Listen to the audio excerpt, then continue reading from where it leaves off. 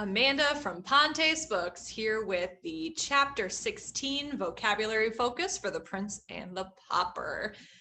So this is one that's pretty important to the Prince and the Pauper and comes up an awful lot and is used in this way, kind of a more specific way for the Prince and the Pauper and other books that have to do with kind of royal families and kings and queens and things like that. Otherwise, this word normally is used slightly differently and can be used this way in the Prince and the Pauper as well, but most often it's going to have a specific definition.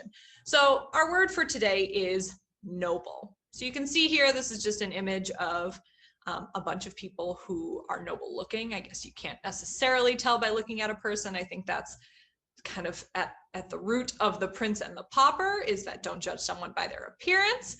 But from the appearance of this picture, these are all noble looking people, because when we're looking at the word noble, specifically in the Prince and the Pauper, we're mostly talking about someone who is referring or belonging to a high social class. So that can be an adjective describing somebody. It can also be a noun describing the person who is a member of that social class. So it's really a noun and an adjective. I should have put them both in that definition. But like I said, we do use this word quite a lot outside of kind of the idea of social classes. So it can also be used to describe someone with high moral principles. So the words are related. You know, you really like think about like somebody who is in a higher social class has a certain way they're expected to behave and to act. We talked about this a couple chapters ago with the word dignity. It was like a certain attitude that you were expected to have. That's kind of the same idea with noble here. So it's a certain set of kind of manners or principles that you exhibit. You can be described as being noble as well, but we wouldn't really use it in the noun form. If we're calling someone a noble, we're talking about somebody who's a part of that higher social class. But usually not like royal. So it'd be like all the royals, so the kings and the queens and the princes, and then nobles would be kind of like your dukes and your earls and your people with titles who weren't necessarily a part of the royal class or the royal family. So some examples: aristocratic, titled, and honorable. Those are all kind of synonyms to describe kind of both definitions of the word noble. And then some non-examples: humble. And this doesn't mean humble in the sense where you are not wanting to brag about what you're good at. This would more be like someone coming from like humble beginnings. So not wealthy, kind of like a lower class is the way that I'm thinking about humble here. Dishonorable or plebeian or plebeian, that's another word that describes something that's kind of not part of that upper class area. So then when we look at the etymology of this word noble, we can trace it back to Old French. I'm sure it has a fancier Frencher sounding pronunciation than noble, but it is spelled the same, you know, noble or something like that.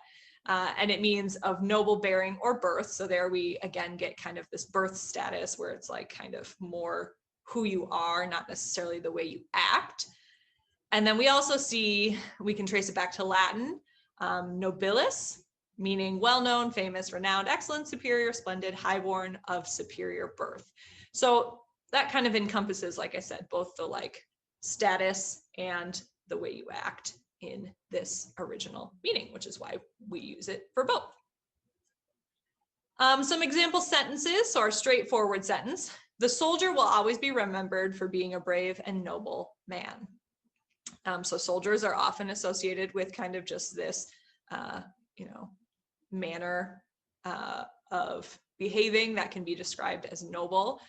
They're fighting for a noble cause. We'll hear that a lot too, the phrase noble cause. And our sentence from the chapter, this one, I had to kind of cut it apart a bit because it was kind of long and not all the parts were necessarily important. So at last came two nobles, richly clothed, who approach and rub the table with bread and salt. Now, out of context, that seems pretty strange. Actually, in context, it still seems pretty strange. It's a part of a tradition of getting ready for this royal banquet. So there's two nobles who are, you know, dressed fancily. So some upper class I would assume gentlemen, and they come and they're preparing this table. And so part of that tradition is to apparently rub the table with bread and salt. Seems strange now, but we have a lot of traditions right now. Probably that would seem strange to other people in the future as well.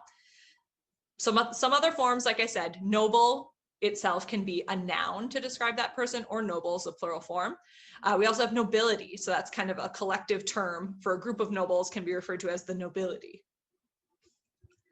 And then just for fun, if you haven't already heard of, there is a thing called the noble gases. And I like science, so this brings me back, but I'm not gonna lie, that it has changed a little bit since I studied the periodic table. So science people, forgive me if I get some stuff wrong, because science is always changing, which is cool. So the noble gases, you can see on the periodic table of elements, they take the place of the far right column. And they are comprised, it depends on kind of who you ask or what you're considering. There are either 6 or 7. So helium, neon, argon, krypton, xenon, radon are kind of the standard ones. And then I did actually see one list where there were also only 5. So one of those, I'm not sure, maybe it was contested or added a little bit later as well. Then there's this other one called oganesson. And so this one, like I said, depending on who you ask, it's considered or not, because it is actually synthetic, meaning it's man-made. So even though it does fit with kind of the sequence and fit in the table, it isn't quite the same. So some people consider it to be one, some consider it not to.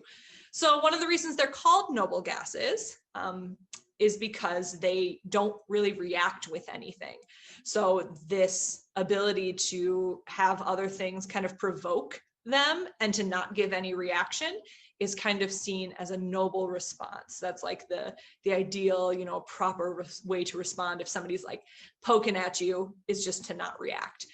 So it actually comes from a German word, Edelgas, again, not sure pronunciation. And then that has translated to noble gas in English, but that meaning, that idea that it's something that doesn't react, comes from that idea of being noble. They're noble gases. They're too good to react with other things. So that's noble. Hopefully you learned something. Have a good rest of your day.